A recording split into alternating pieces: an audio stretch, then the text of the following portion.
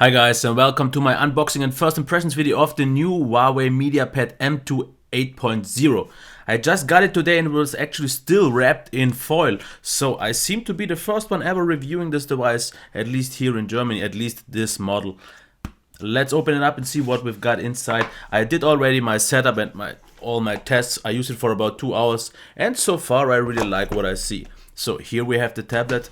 What's in the box? There is a charger. It is a 2 amp version, so it should charge quite nicely. It came with about, I don't really know how much percentage left, but I'm at 30 now. Here we have some manuals and the USB cable. That's it for the box. So let's just get into the device and not waste much time on the unboxing. Here we have it. As you can see, in terms of bezels, really nice for a tablet. This is a quite nice size, and if you actually look at it, and maybe if you saw my review of the Huawei P8 smartphone, you will notice this actually almost looks like a little bit of a blown up P8 in many respects. So let's get around the device and see what we've actually got here. Here under this flap we have, I guess, the SD card slot. Yes, we have it. The micro SD card slot is under there, quite nicely hidden. At first I didn't even find it. Here we have the volume rocker. Not really that clicky buttons, but tactile, yes. Power button also really nicely done with this nicely riffled rim, really nice. At the top, for some reason, we have the micro USB, one of the two stereo side firing speakers. The headphone jack, left side is blank, and on the bottom we have the microphone here and the second stereo speaker, which is quite nice. Here we also have the cam. There is a cam with a flash actually, and what is actually quite funny, and as you can see here, Harman Kardon, in the software, this tablet calls itself a lot of times phone, so it actually kind of thinks it is a bigger phone. What do we get here? We get the newest, not the quite newest, but the Kirin 930, so it's not their highest end chipset. It's the same that we had already in the P8, and the performance so far seems really similar. We get a resolution of 1920 by 1280. The nice thing is we have already Android 5.1.1, so all is covered here. First, in terms of design and build quality, as you can see, it is really quite thin, compact, makes a good appearance in terms of build quality. There is, as you can maybe sometimes hear, a little bit of squeaking here, something that I have to see if it will bother me, but so far usually if I use it I don't bend it, and it's just on this banding where it happens. But other than that, build quality seems really nice. It seems very robust and solid in the hand. Still a nice size. The display, what I like so much about it, we have color temperature control, so I got it a little bit more on the colder side, but other than that, the calibration, same as on the P8 already, seems spot on.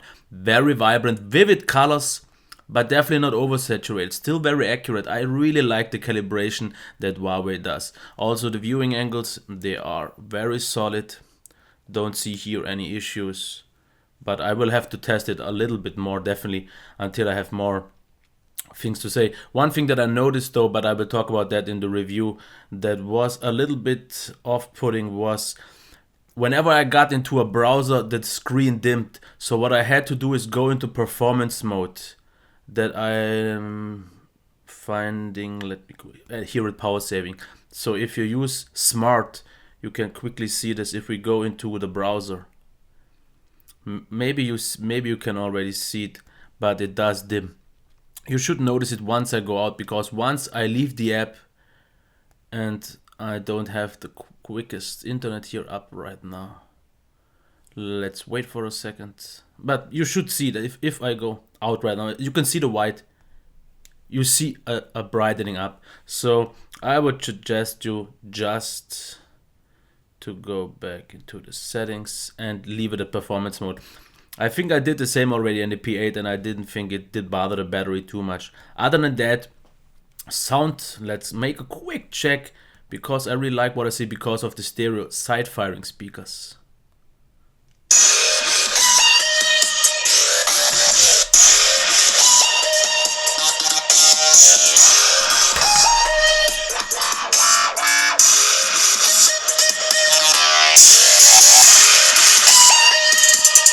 The one thing to say about that here is they are side firing, so if you hold it like this, you should try to kind of reflected towards you. Otherwise it sounds a little bit more on the flat side, but it's definitely not bad. In mid-air it sounds a little bit flatter, but at least we have stereo and they are really, really loud. Maybe I can make some fine-tuning as well if I find something like this here, but so far the sound not bad. If we check the performance, pretty much the same as I already said as on the P8. So mostly very smooth, as you can see here. There is some occasional lag and stutter here, but it's definitely not bad. As you can see here, things work out quite nice. I don't seem to have any connection right now. Okay, I know why, because I didn't connect to my 2.4 gigahertz net just yet, but I can already tell you performance seems fine. I don't see any trouble here. It should be able to load this, I think. Oh, it does actually. As you can see here, this is definitely not bad. Performance seems really good so far. Multitasking, I still don't like the recent apps menu here, but at least it seems to work out quite nice. 2 gigabytes of RAM seem to do a quite nice job. I can't say anything about the battery life yet, of course. Software is, yeah, it is Huawei's MIUI, or how do they even call it? Let me quickly check that. EMUI, yes, it's the EMUI. So yeah, it's a little bit different. We don't have any app drawer. The quick settings are a little bit different, but it works. On a tablet I don't mind it as much as on a phone, because there I don't see that many elements of it. So seems quite nice so far. The cameras is something that I won't even review, because if you know me, I never reviewed a camera on any tablet. So if you are hoping for that, sorry, I have to disappoint you. I am all about the device itself. So this was my first impressions video of the new Huawei M8 or M2 8.0.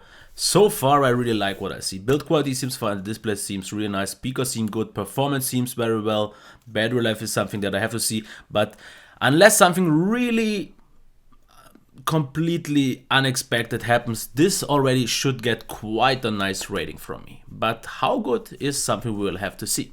Okay, until next time, bye.